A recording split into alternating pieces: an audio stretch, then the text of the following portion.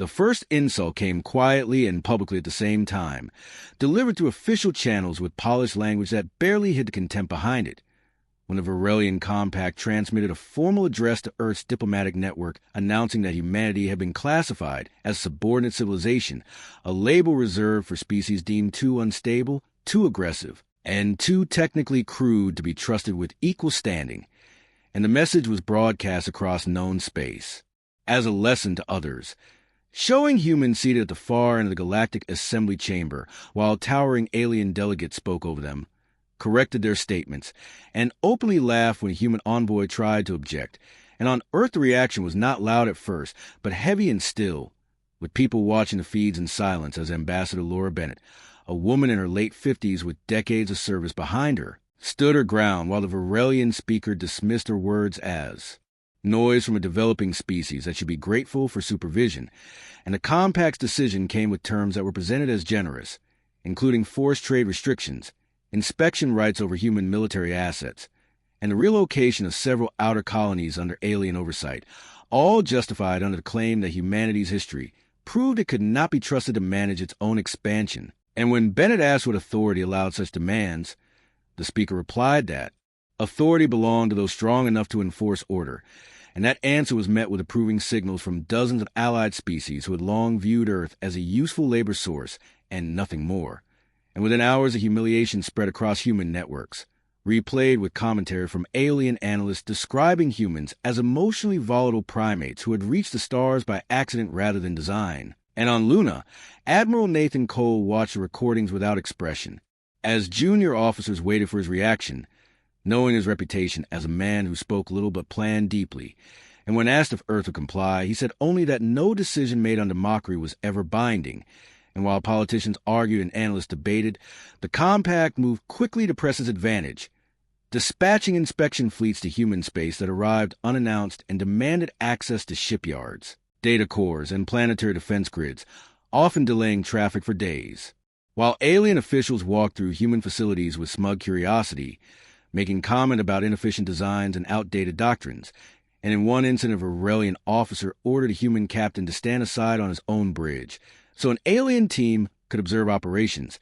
a moment that was recorded and widely shared, showing the captain's jaw tighten as he complied, understanding orders to avoid escalation. And to the Compact, this restraint was proof of weakness, confirmation that public shaming had achieved its purpose.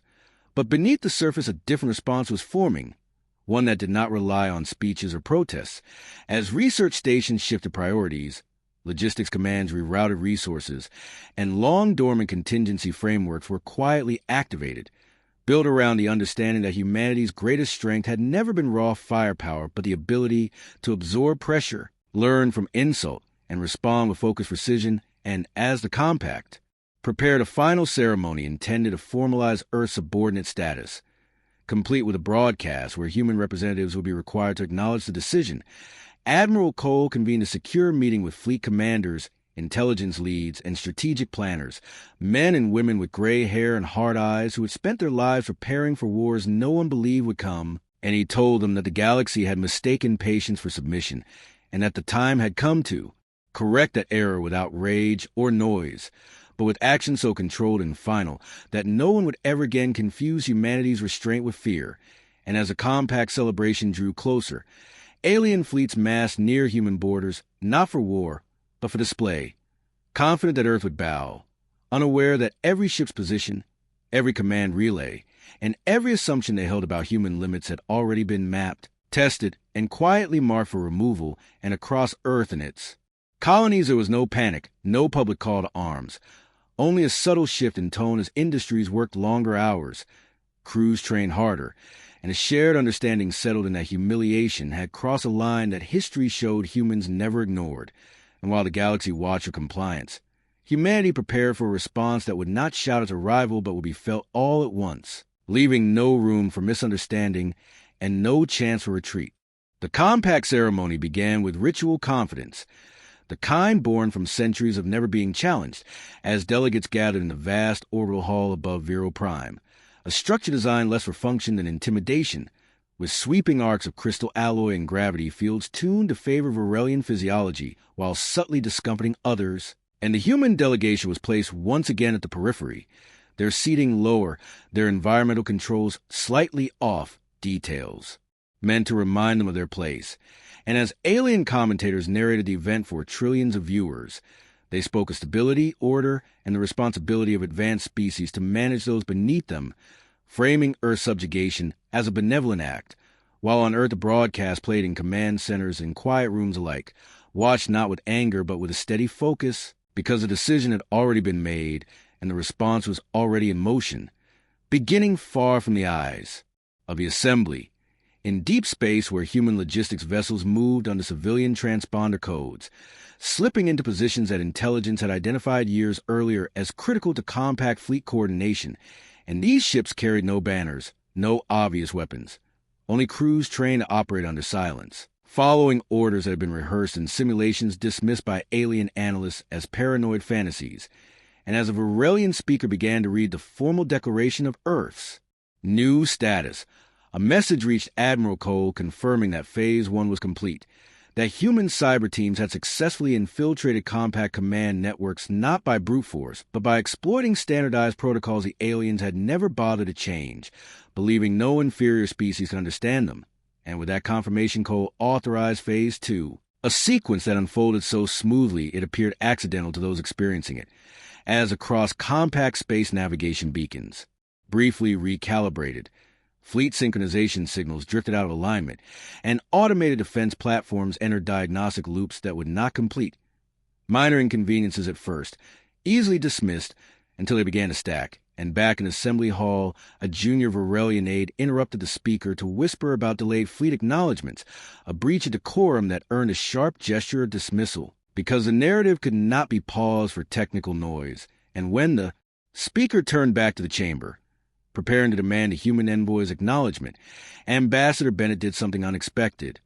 She smiled slightly and said that Earth acknowledged the statement as a historical artifact, a phrase that drew confused murmurs before the speaker demanded clarification. And before she could respond, the lights in the chamber dimmed as power rerouted automatically to containment fields that were no longer responding. And throughout compact territory, human actions moved from subtle to undeniable, as inspection fleets occupying human space found their propulsion systems locked by command overrides they could not access, their weapons safely by their own networks now responding to false friendly signals. And when Varelian commanders attempted to issue counterorders, they discovered their messages delayed or duplicated, creating chaos without a single human shot fired. And in the Assembly Hall, security forces moved to surround the human delegation, only to halt when their own targeting systems flagged humans as protected entities under emergency interspecies law protocols that had been quietly invoked by human legal teams months earlier, protocols designed to prevent exactly the kind of public coercion now underway. And as confusion spread, Admiral Cole addressed the galaxy through channels the compact believed secure, his voice calm and measured as he stated that humanity rejected the classification imposed upon it, rejected the authority of those who issued it, and had taken steps to ensure that no further attempts at humiliation would be possible, and he made no threats. He listed facts, noting how many compact fleets were currently immobile, how many shipyards were offline, how many command nodes were operating on false data, and he ended by saying that this was not an attack, but a demonstration, a correction of assumptions, and that if the compact wished to escalate, humanity was prepared to move from denial to removal, and across alien worlds disbelief gave way to fear as systems long assumed invulnerable failed in unison, revealing a truth that had been hidden in plain sight, that while the galaxy had measured power in size and spectacle, humanity had measured it in preparation and restraint. And now that restraint had been deliberately exhausted. Panic did not explode across the compact at once, but spread like a pressure fracture, starting with denials from senior officials who insisted the disruptions were temporary glitches, and moving through layers of command until reality reached those who could not ignore frozen fleets and blind sensors. And as the Assembly Hall descended into hurried consultation, the human delegation remained seated, calm in a way that unsettled even the most composed alien observers, because they did not look like a species reacting. They looked like one executing a plan already completed. And on Viral Prime emergency councils formed while civilian channels filled with conflicting reports, some claiming sabotage, others blaming internal failures, and still others accusing rival species but none naming humanity aloud, because to do so would require admitting that the Compact's chosen example had just exposed the hollowness of its authority, and in human space the immobilized inspection fleets were approached by Earth naval units that kept their weapons powered down, transmitting clear instructions for safe withdrawal corridors and offering technical assistance that was politely refused, because the implication was unbearable that the primitives were now in control of the situation and choosing restraint, and Admiral Cole's command staff monitored the unfolding response with careful attention, adjusting parameters as Compact commanders attempted workarounds, each attempt revealing more of their doctrine and more of the rigid thinking that had made them vulnerable. And when a Varelian task group finally broke free of the network disruptions through manual overrides, it jumped toward human territory only to find its exit vectors predicted and countered by automated traffic control fields that forced it into a holding pattern, not trapped, not attacked, simply contained, a concept alien tacticians had never seriously considered because it required patience rather than dominance. And as hours passed, the Compact's allies began to fracture, some species quietly disengaging their forces, others opening back-channel communications with Earth seeking clarification and reassurance, and those messages were answered not with demands but with documentation, carefully compiled records of Compact coercion, treaty violations, and economic manipulation stretching back generations, evidence that reframed the situation not as a human rebellion, but as an exposure of an abusive system. And this reframing spread quickly, because it aligned with grievances long suppressed, and within a single rotation the Compact's moral authority eroded faster than its technical control, and when a Varelian speaker finally addressed the assembly again, his voice lacked its earlier certainty as he accused humanity of aggression, only to be countered by Ambassador Bennett calmly requesting he define the aggression of disabling weapons without firing them and offering withdrawal terms that guaranteed no loss of life or territory for any party willing to recognize Earth as an equal, and the silence that followed was heavier than any shout, because it forced every listener to confront the fact that humanity was not seeking revenge but correction, and that made the humiliation deeper, and across the galaxy analysts began to revise their assessments, noting that a species capable of orchestrating such a precise response under public scrutiny was one that planned for centuries rather than battles, and as the Compact internal debates dragged on, human forces maintained their posture without escalation,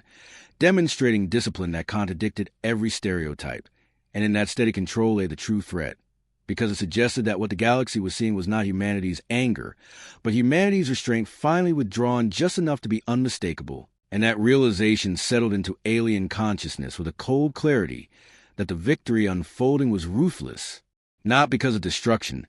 but because it left no illusion intact and no dignity spared for those who had tried to humiliate a species that had been watching, learning, and preparing all along. As the Compact struggled to regain coherence, humanity shifted from demonstration to consolidation with a speed that stunned observers, not through dramatic offensives, but through a cascade of legal, economic, and strategic moves that locked in the new reality before opponents could adapt. And on worlds that had relied on Compact protection, human envoys arrived bearing revised trade frameworks that restored local autonomy while offering infrastructure support and shared security arrangements, terms that contrasted sharply with the coercive oversight the Compact had imposed, and many accepted quickly, not out of fear but out of calculation, because the evidence was clear that Earth systems thinking extended beyond warfare into governance and logistics,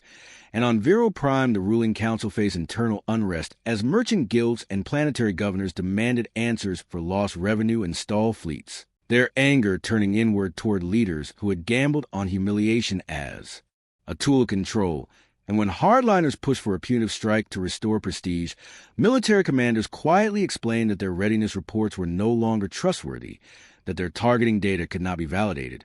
and that any aggressive move risked exposing more vulnerabilities, a statement that carried more weight than any threat. And in human space, Admiral Cole authorized limited reveals of capability, allowing Allied observers to witness joint exercises where human ships coordinated across vast distances without centralized command, adapting in real time to simulated disruptions, a doctrine born from centuries of decentralized crisis response that alien strategists struggled to model, and these controlled displays were paired with public messaging that emphasized restraint, responsibility, and a desire for stability, framing humanity not as a conqueror, but as a corrective force.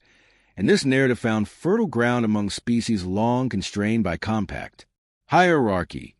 who began to question why order had always flowed in one direction, and as alliances shifted, the compact attempt to isolate Earth collapsed, replaced by a growing recognition that the galaxy's balance of power had already changed, and within the assembly hall the once dominant Varelian speaker now spoke to half-empty seats, his words carefully measured, stripped of mockery, as he acknowledged that the previous classification of humanity had been premature, a phrase that in Varelian political culture amounted to an admission of failure,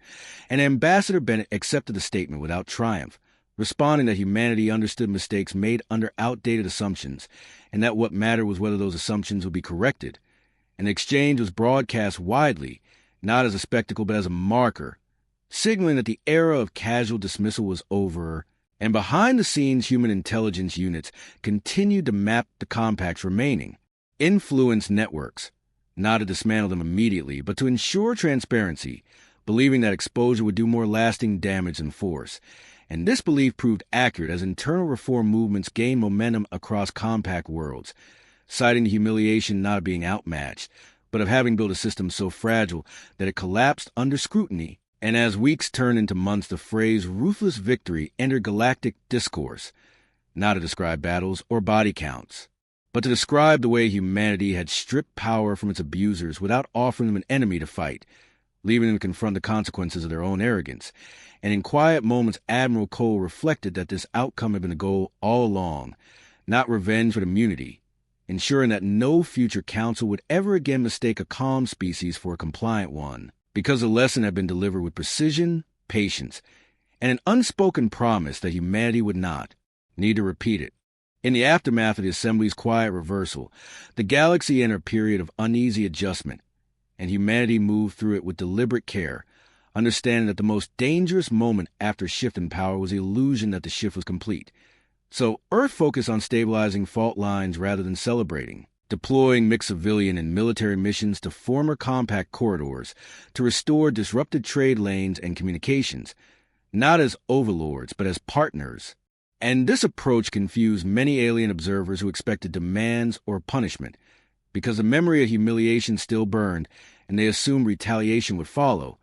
Yet what they saw instead was consistency, as human crews repaired navigation arrays they had disabled weeks earlier, returned seized data intact, and documented every action for public review, building a record that made it difficult for critics to paint them as aggressors. And within the compact remnants, factions hardened, some leaders accepting reform while others quietly plotted revenge, convinced that the loss of prestige could only be answered with force. It was these whispers that human intelligence tracked most closely, tracing supply anomalies and encrypted chatter that pointed toward a covert buildup near the Carson Reach, a region of sparse stars and old listening posts abandoned decades earlier. And when analysts briefed Admiral Cole, he authorized observation only, insisting that humanity would not strike first again unless the threat was undeniable, a stance that frustrated some allies who urged decisive action. But Cole understood that legitimacy, once earned, could be lost faster than it was gained, and as months passed, the plotting faction made its move, assembling a coalition of disgruntled commanders who believed a surprise attack on a human colony would restore fear and rally wavering worlds back to the old order. And their plan relied on speed and secrecy, assuming that human attention was focused elsewhere.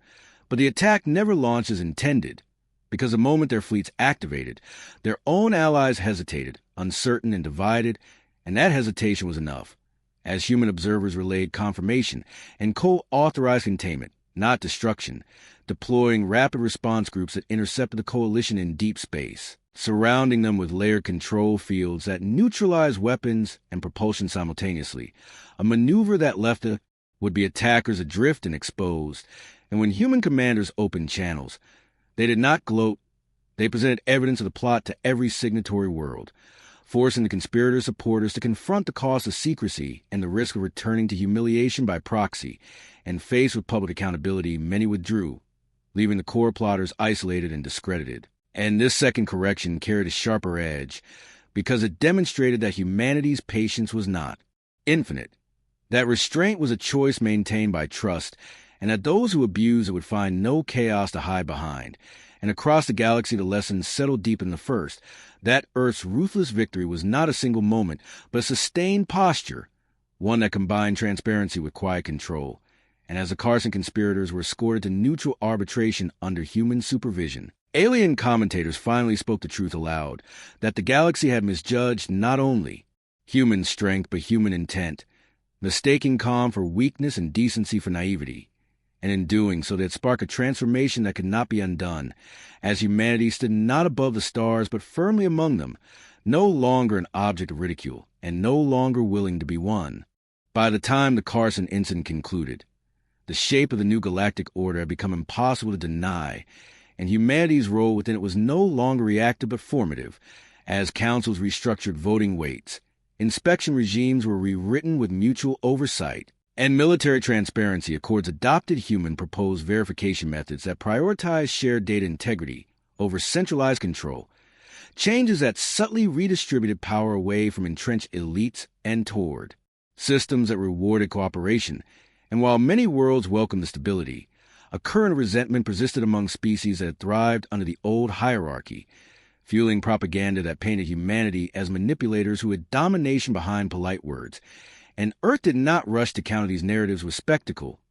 choosing instead to let outcomes speak. As trade volumes recovered faster in regions aligned with the new frameworks, piracy declined where joint patrols operated under human decentralized command, and border disputes cooled when mediation replaced ultimatums. And inside Earth's own institutions, debate continued about how far to push, with younger officers arguing that decisive superiority should be made unmistakable to prevent future challenges, while veterans like Admiral Cole warned that dominance declared too loudly invites coalitions built on fear. And this internal tension shaped policy as much as external threats, leading to a doctrine that emphasized readiness without provocation. And that doctrine was tested when an unrelated alien power on the fringe, observing the compact's fall, attempted to seize territory from smaller neighbors, calculating that humanity would be overstretched or unwilling to intervene. And when distress calls reached Earth, the response was measured but firm, with a multinational task group formed under human coordination that arrived quickly, halted the incursion through containment rather than annihilation, and imposed sanctions enforced by shared enforcement mechanisms, demonstrating that Earth's influence could mobilize others rather than replace them. And this example rippled outward, reframing humanity not as a lone enforcer, but as a catalyst. And for those who still dream of humiliating Earth to restore old glories, the realization set in that there was no longer a single target to strike, because humanity had woven itself into the galaxy's processes, making any attack on a network that now included former skeptics and quiet beneficiaries alike. And in private correspondence between alien leaders, the language shifted from resentment to caution, acknowledging that provoking humans now carried costs beyond military defeat, including exposure, isolation, and a loss of legitimacy. And this recognition marked the deepest cut of all, because it meant the era of casual contempt had ended not with a battlefield catastrophe, but with a sustained demonstration of competence that left no excuse to dismiss it. And as Admiral Cole prepared to step down from active command, he addressed his successors with a reminder that ruthless victory was not about crushing enemies, but about removing their ability to pretend they were right, a lesson forged in humiliation and delivered through patience, and one he believed humanity would need to remember long after the galaxy stopped arguing about who truly held power. In the years that followed, the memory of the attempted humiliation became a reference point taught in academies and debated in forums, not as a tale of vengeance, but as a case study in misjudgment. And humanity continued to refine its position with a quiet confidence that unsettled those who expected arrogance to follow power, as Earth invested heavily in shared research initiatives, opening laboratories and shipyards to joint development programs that bound former rivals into interdependence, making hostility increasingly impractical. And this approach gradually altered cultural perceptions, with alien youths consuming human media that emphasized problem-solving, endurance, and collective responsibility rather than conquest, while human populations grew accustomed to seeing non-human partners in everyday governance and commerce, a normalization that reduced fear on both sides. Yet beneath this progress, tension never fully vanished, because history does not dissolve so easily, and pockets of resistance remained, especially among older elites who remembered a time when command flowed downward without challenge, And when one such figure, a retired Varelian war planner named Threxel, published a manifesto accusing humanity of engineering a soft empire, the document gained brief traction among disaffected groups, prompting fears of renewed polarization. But instead of suppressing the work, Earth responded by releasing declassified records detailing its own vulnerabilities during the crisis, showing how close events had come to failure and how much it depended on restraint rather than inevitability, a move that reframed the narrative from domination to risk and stripped the manifesto of its mystique. And as trust deepened, humanity gradually revealed more of the doctrine that had guided its response, explaining openly that the goal had never been to rule but to ensure that no single authority could again use humiliation as a weapon, because humans understood from their own past that dignity denied inevitably leads to conflict, and this transparency reshaped strategic thinking across the galaxy, shifting emphasis from displays of force to resilience and adaptability, areas where humans excelled but did not monopolize. And when a new generation of leaders rose within the reform councils, many cited Earth's response as the moment they realized that power exercised without cruelty was not weakness, but discipline, and that lesson became the true legacy of the ruthless victory, not the systems disabled or the fleets contained, but the permanent change in how strength was defined. And as Ambassador Bennett retired from public life, she reflected privately that humiliation had sparked something far larger than retaliation. It had forced humanity to articulate who it was among the stars, and in doing so it had denied the galaxy the comfort of underestimation forever. By the time the events faded from headlines into history, the galaxy had settled into a quieter rhythm shaped by lessons learned the hard way, and humanity's presence within it felt less like an exception and more like a constant, a steady weight that balanced extremes and discouraged cruelty. And when future councils debated policy, the memory of Earth's response lingered as an unspoken boundary, reminding every speaker that humiliation was no longer a safe tool, because somewhere a patient species might be listening and preparing. And on Earth, monuments were not raised to battles or enemies, but to the idea that restraint had teeth, that dignity defended without spectacle could alter the course of civilizations. And Admiral Cole's final public address captured this shift when he stated simply that humanity had not won a war, but ended an assumption, and that ending it had been worth every year of preparation. And across alien world, scholars came to agree that the most ruthless aspect of the victory was its permanence, because it left no ruins to rebuild and no martyrs to rally around, only a changed understanding of consequence. And as generations passed and new challenges arose, the story of how aliens tried to humiliate Earth and instead reshape the balance of galaxy endured not as a warning shouted in anger, but as a quiet certainty embedded in policy, culture, and instinct, ensuring that never again would humanity be invited to the stars as a joke, because the galaxy had learned, with lasting clarity, that provoking a species defined by patience, memory, and resolve was not a mistake that could ever be undone.